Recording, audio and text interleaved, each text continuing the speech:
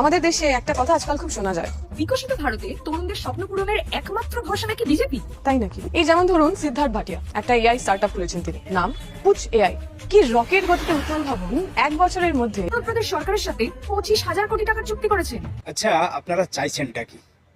মানে সিদ্ধার্থ ভাটিয়া তিনি একজন ভারতীয়, তিনি 1 বছরের মধ্যে উত্তরপ্রদেশ সরকারের কাছ থেকে একটা চুক্তি করে ফেলেছেন 25,000 কোটি টাকার। কি কি করবেন তিনি? এআই সেন্টার, ডেটা সেন্টার, এইসব কিছু হাফ টাফ কিছু একটা করবেন। তো এই যে 25,000 কোটি টাকার যে তিনি একটা চুক্তি করেছেন, এখানে নিশ্চয়ই তিনি একা কাজগুলো করবেন না, সেখানে তিনি ভারতীয়দেরই নিযুক্ত করবেন কাজের জন্য।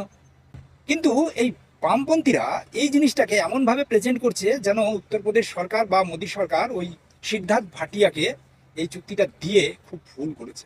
আসলে এনাদের চিন্তা ভাবনা কি? এই যে ভারতীয় কোনো লোক বড় হয়ে যাক বা একটা কোম্পানি তৈরি করুক, তার আন্ডারে আরও 500,000 ভারতীয়দের নিযুক্ত করুক, এটা ওনারা চান না।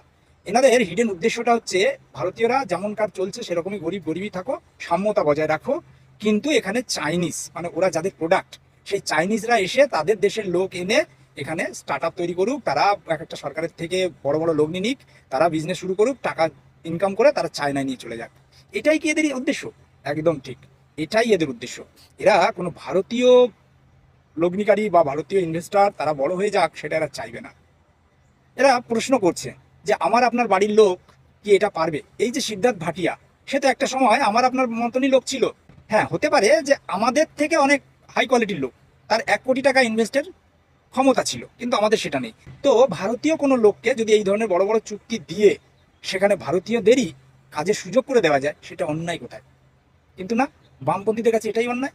বামপন্থীদের কাছে চায়না থেকে লোক নিয়ে এসো, চায়নার লোকেরা এখানে করবে, চায়নার কোম্পানি ভালো, ভিয়েতনামের কোম্পানি ভালো, ভেনেজুয়েলার কোম্পানি ভালো, কিন্তু ভারতীয় কোম্পানি ওদের কাছে ভালো নয়। ভারতের কেউ বড় হোক সেটা ওরা চাইবে না, তারা সেটা হলে ওদের গাত্রদাহন হয়।